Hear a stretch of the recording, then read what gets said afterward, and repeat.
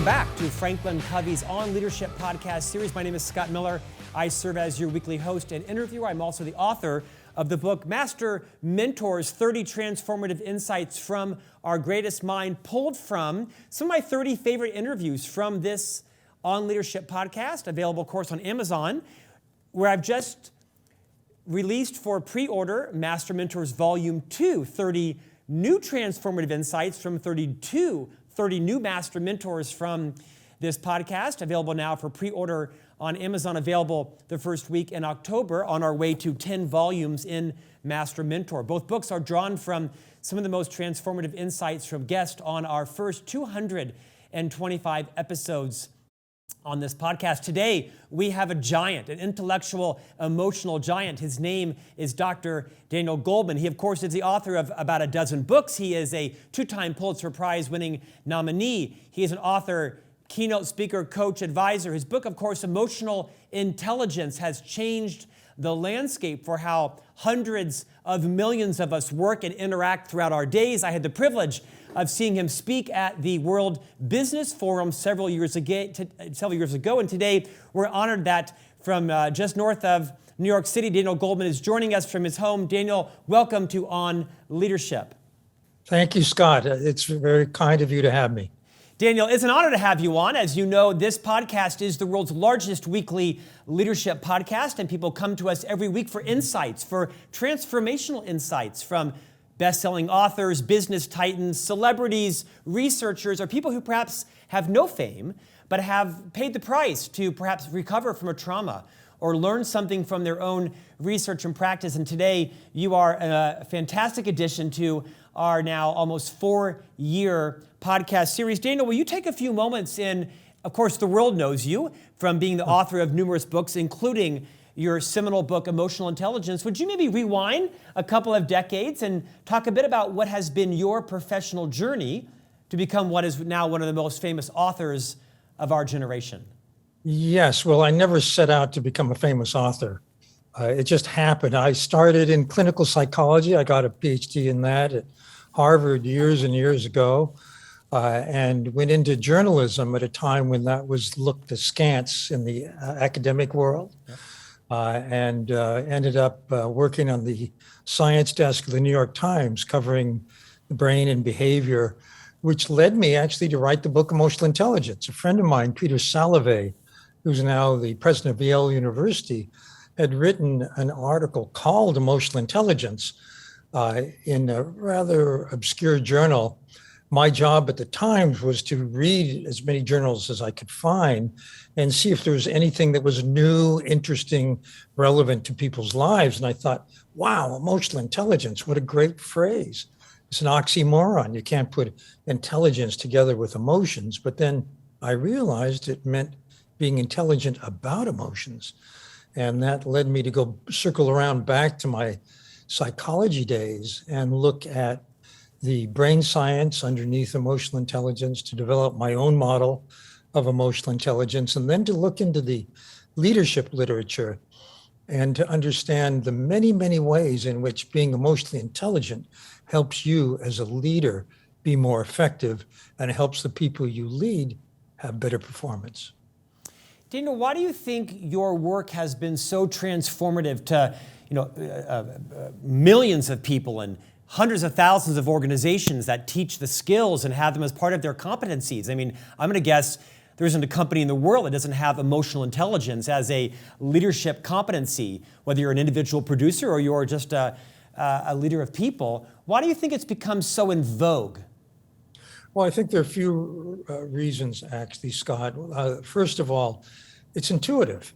Everybody has known this, and I think I gave it words, I gave it language people could use that are acceptable in a business setting. I remember when I set out, people told me you can't use the word emotion in a business, but actually it's really a good idea because the brain doesn't distinguish between our work life and the rest of life, we have emotions all the time.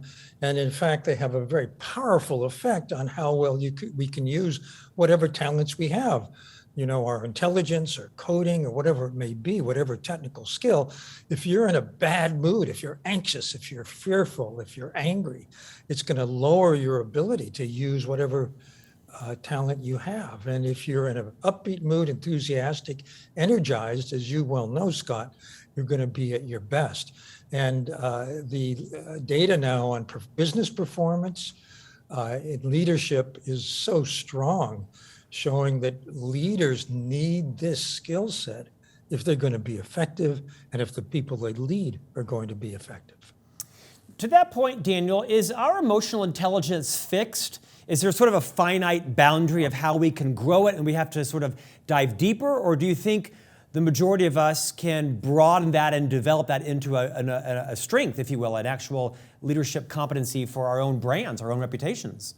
Scott, that's a great question. And actually, it speaks to the old debate between nature and nurture, which has been resolved now as both nature and nurture, which is to say, we're born with certain set points for key neurotransmitter systems that determine, for example, how outgoing we are, how agreeable we are.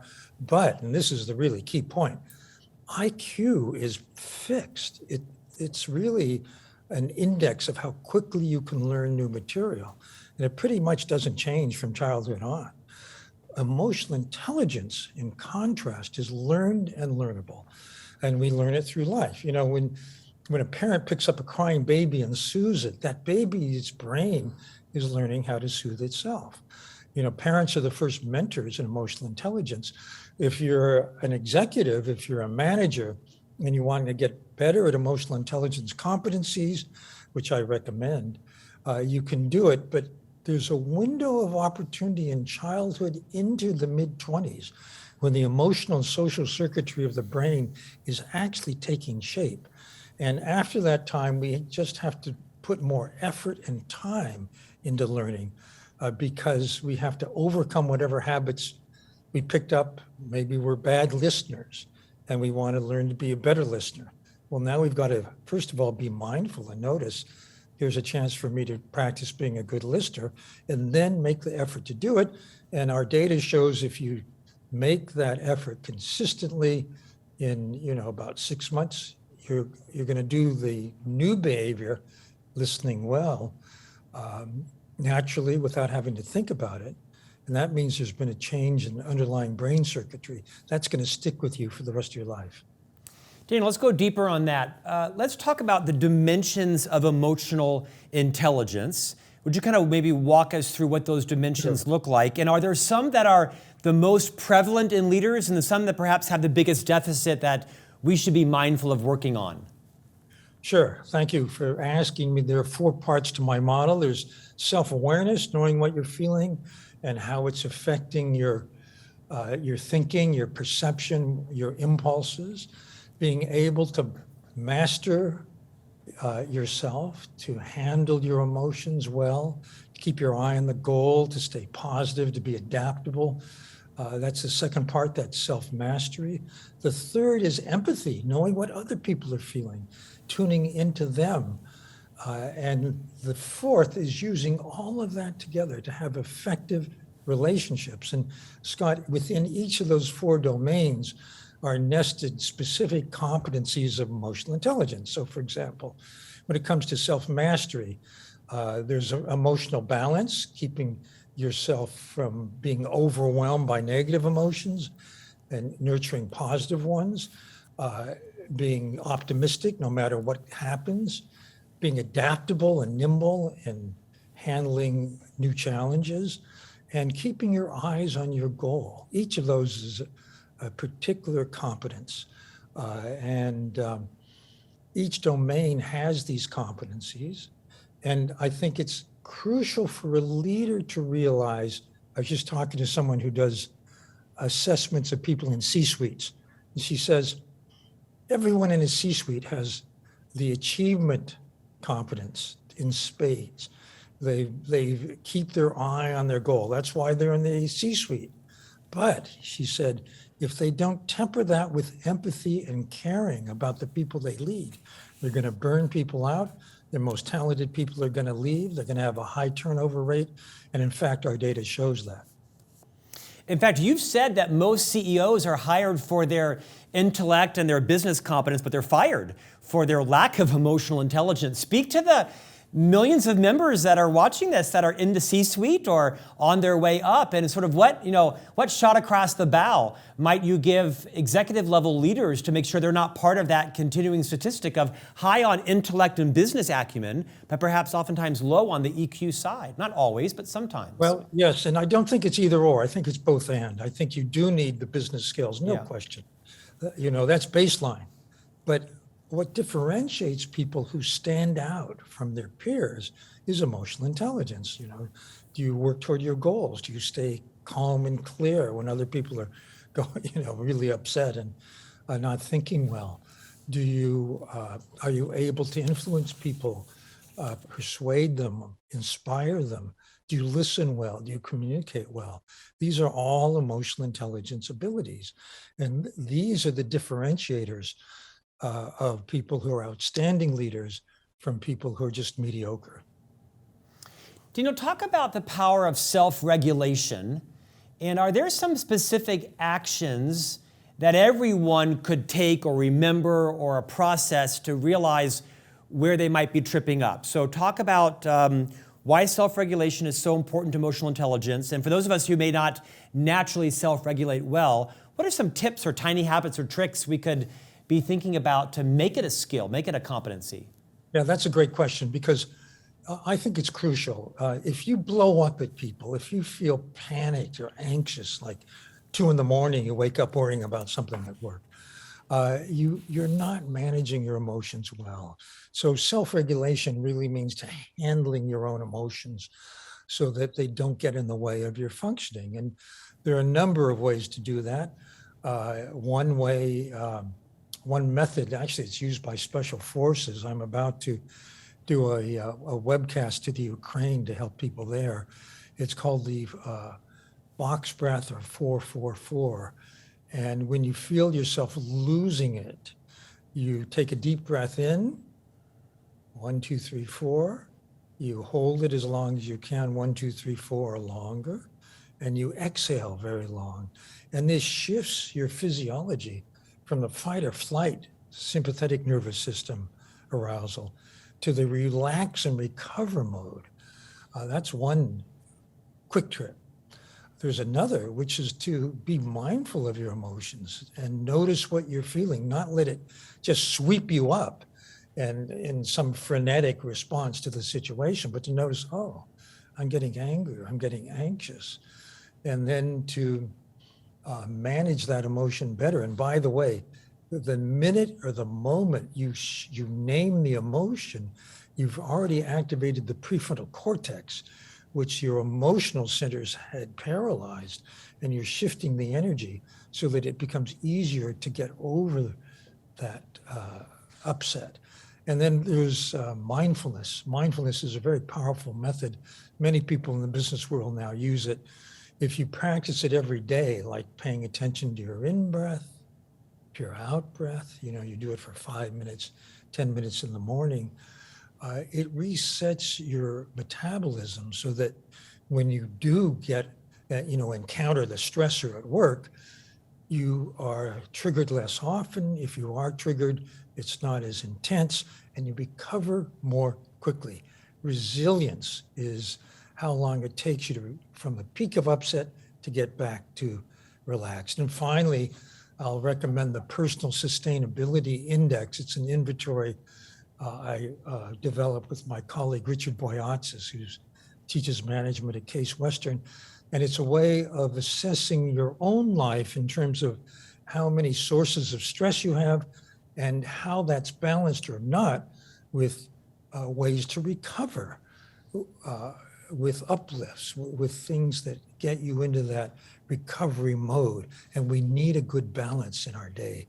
So there's a quick method, Scott, and there's a longer term method, and there's a zoom back and look at your life. When the world hears the term emotional intelligence, and apologies to other authors who have written about it, the world thinks of Daniel Goleman. You are equated worldwide with the ideology, in my opinion, behind the concept of emotional intelligence. Yes, others have written about it in many other different valuable ways. What is it like that your brand in many ways is as the guy that's the expert on emotional intelligence? Do people expect from you a more measured, thoughtful, self-regulated personality? Is this a natural talent of yours? Do you have to remind yourself, like Dr. Covey would always say that of his 7 habits, habit 5, the listening habit, was his biggest struggle. How do you live your life recognizing that the spotlight is on you to always be exhibiting some level of emotional intelligence? Well, I always say you write about what you need to learn. I think it's really humble and wonderful of Stephen Covey to say that he actually was learning himself. And I say I'm a lifelong learner too. There's a mini industry in emotional intelligence, as you say. There's countless books on it. There's many consultants who are coaches who specialize in it. I just started something called the Goleman Consulting Group to help companies create an emotionally intelligent culture. So I am identified with it, but I don't look to myself as the model of it. I see myself as someone who is still learning. I'll tell you, my personal model is actually the Dalai Lama, who I've come to know over the years, and I've seen him in many different situations. And I think he is, as far as I know, the most well-balanced person I've met, and also the kindest, which I think is another index. By the way, being kind is not the same as being nice. Being nice is often mistaken as the same as emotional intelligence. I don't think so. Being nice, you may just do whatever it takes to get along with people. Being kind, you may bring up that one thing that's unpleasant but needs to be dealt with. That's a kindness. That was a gift right there. Daniel, this might sound like a cliche, but I'm guessing that emotional intelligence post-pandemic is a competency that's more desperately needed than ever before. We've all been through different levels of trauma, right? This cliche of we've all been in the same storm but different boats. What do you say to the highly competent leader with business acumen and process skills and perhaps a high IQ that says, I just want to do the work. I just want to get the work done. I don't want to spend my time dealing with all the emotions of my people and individualized leadership. And I'm just here to work and get stuff done. Where do you meet that leader and help she or he move forward? Scott, let me share some research that speaks to that. This is work done at the Yale School of Management, and it shows that if the head of a team, a leader, is in a really negative mood, very angry, anxious, whatever, people on that team catch that mood, performance goes down. If the leader's in a positive mood, people on the team catch that, performance goes up. Your emotions, Mr. Leader or Mrs. Leader, matter because they're contagious. They're most powerfully contagious from the most powerful person in the room outward, and you are often that person in the room. So you may think it doesn't matter, but actually it does. It matters not just for your own performance, but for the performance of the people you connect with. And how well you connect and how well you support those people is going to determine how well they can do for you. And your success depends on the work of everyone around you. Do you think there are certain industries that discourage or don't accommodate the value, the implicit value behind emotional intelligence? And if so, what do you do if you work in one of those industries or in that kind of company where it's kind of dismissed or not safe to talk about? There are certain industries like that. They often tend to be quant focused. Finance, technology, those types of things? Yeah, technology, finance, and so on, where your IQ skills are very valued, but our data shows that gets you in the door. But now you're competing with people who are as smart as you are, who are as good as you are. And what's going to differentiate your performance is how well you manage yourself and how well you can lead a group. And that's all emotional intelligence. What would you say to someone who's down the level in the organization and they work with a leader that doesn't exhibit any of the dimensions of emotional intelligence. Perhaps perhaps this person is on the spectrum. Perhaps this person is very left brain. Perhaps this person doesn't do well managing their emotions. Any tips you would give just a rank and file person like me that might want to lead up using the concepts we've learned from you in your writing and the writings of the industry that would help us broaden our circle of influence, so to speak? Well, a couple of things here. One is if you're motivated and if you want to try to get better at this, it's definitely doable. It takes some effort, takes some time. It helps to have a coach. And if for some reason it doesn't appeal to you or it's just something you can't do, then there are many, many tracks in corporations, for example, to a successful career. There are many career ladders, and you can climb the one that works best for you. Daniel, when we opened, you talked about the power of self-awareness, right, as one of the components of emotional agility. It's a word we hear a lot about. It's a word that few of us have actually adopted into our repertoire of being a good leader or a colleague or parent or spouse or partner. What would you like our listeners and viewers to be reminded of about how important the connection between self-awareness is and developing our emotional intelligence?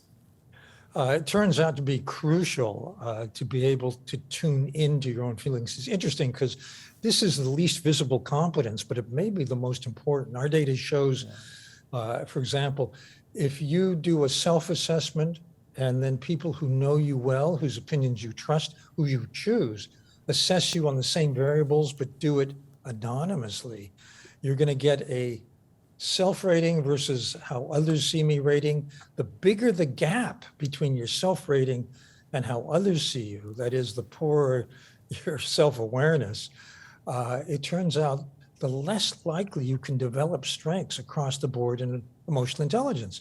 If you have a very small gap, if you see yourself pretty much the way others do, if you have good self-awareness, then you're much, much better at developing any of the emotional intelligence competencies. Daniel, when you were 10 years old, 12 years old, what did you think your career would focus on? Perhaps being a fireman, I don't really remember. Well, so move forward, 18 years old. When you first were maybe coming into college, what did you think your natural strengths and talents would have lent your career towards? Well, I probably wanted to be a physician, but the truth is I loved writing and I didn't think of that as a career, but it turned out to be my career. And as you look back on your contribution, your legacy, what are you most proud of? Well, I actually value the fact that people around the world take emotional intelligence seriously, and that people in so many different places and so many different callings, so many different roles in organizations of all kinds have taken this to heart and are using self-awareness to handle themselves better, to be a better person, if you will, and that they're handling people in a more nurturing, nourishing, and kinder way. Daniel, you've written about a dozen books. Emotional agility has been in print how many decades? Emotional agility is actually Susan David's Sorry, book. emotional intelligence. Thank you. Sorry. Yes. Emotional intelligence has been in print since 1995. Yeah, I was going to say about recently came out with the 25th anniversary edition. 25 years. If you were, and you've, like you said, you re-released a new edition of it, anything missing, anything that you've realized in your research and experience, all the speeches, the consulting, that you'd say, the next edition I'm going to add this to because I want to give more gravitas to that? Well, I'm actually writing a follow-up book now because we have 25 years of data showing that, yes, emotional intelligence actually enhances leaders' performance by hard metrics. It makes people, it lessens turnover, employees have better performance, they like their work better, they like their boss better. Organizations have better profit and growth if they have an emotionally intelligent culture. So that's very, very pleasing to me. But the one thing that I would emphasize that I hadn't is the importance of a sense of belonging. And I think an emotionally intelligent leader and team members can provide this. Google called it psychological safety. They found it in their top performing teams. And I think that sense of belonging is critical to these new initiatives in diversity and equity and so on. So I would have emphasized that more if I had it wallow. It makes sense. I misspoke when I mentioned the book Emotional Agility. It was on my mind. I'm a big fan, by the way, of Dr. Susan David and her work. She spoke, I believe, the same year you did at the World Business Forum. It's on my mind because there's a connection, is there not, between how your emotional intelligence leads you to be an emotionally agile leader. In fact, we're hearing now with some frequency that instead of talking about change management, we're talking about sort of agility management. Speak to, if there are any, other than my misspeaking, what are the connections between being an emotionally agile and emotionally intelligent leader? There's a very strong connection. I have 12 competencies of leaders based on, top 10% performers in organizations of all kinds. One of them is what I call adaptability. It's actually the same as agility. It means that whatever comes down the pike, whatever the crisis of the day is, you're able to manage it well. You can handle whatever challenge comes along because you are agile, because you are adaptable. So I think that the two concepts largely overlap. It's like achievement, which is one of the competencies I talk about that you find in top executives, is very similar to what's been called grit. Positivity is very similar to what's being called now a growth mindset, where you see yourself and other people as able to develop further and to improve. And emotional balance, which is another key competence in my set, has been called resilience, which is just emphasizing one part of that ability. So yes, Scott, in the short answer, we're talking about the same thing, I think. Daniel, let's end on this topic. Let's bring it personal. Let's bring it into the house, into the home. Whether we're talking to people that their roles outside of the work are as a partner or a spouse or a significant other, whether they're a parent or a guardian or just a friend going on a Thursday morning 5 a.m. walk with their walking buddy and they want to improve their emotional intelligence, whether not to dominate the conversation or to ask smart questions or be aware of what it's like to be my friend. What tips would you send us off for those of us who want to become more emotionally intelligent in our lives, not as leaders, but as friends, parents, spouses, lovers, colleagues? What are some things you see are the biggest gaps, the biggest deficiencies that would help us build better friendships, better relationships outside the workplace? It's interesting to me that Stephen Covey said listening was hard for him. I think listening is the common cold of emotional intelligence. It's just, we're in a conversation with our teenager or our spouse or our walking buddy, whomever. Very often we're just thinking of what we're going to say and not really listening to what they're saying. So I think it takes two things. It takes that self-awareness, that mindful moment. Where is my attention right now? Am I really listening to the other person? I think that itself is something we can use anywhere in our life. Yeah, you just described my entire life, including my hour-long parent-teacher conference this morning with my middle son. As you were saying that, I was thinking, I should have been interviewing him before that parent-teacher conference. I would have been less dominant. Daniel Goleman, thanks for your time today. You are a giant in the industry. The gift you've given literally millions of leaders, organizations, making it safer to talk about this as a competency. The number of careers you probably have saved, right? By allowing people to either read your book or enroll in a course or see a webinar or a speech. Your work is a huge gift. You mentioned the Goleman Group is consulting. What's next for you, sir? Well, two things. I'm writing the follow-up book, which pulls together all the data, which we now have 25 years of it, showing the power of emotional intelligence in leadership and organizations, and also applying that, leveraging that data in the Goleman Consulting Group. So those are my next steps.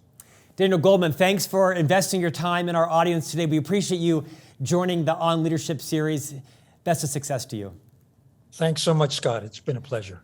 And thanks to each of you. The guests keep getting better and better. We're excited to bring you a new guest on a new topic next week on leadership.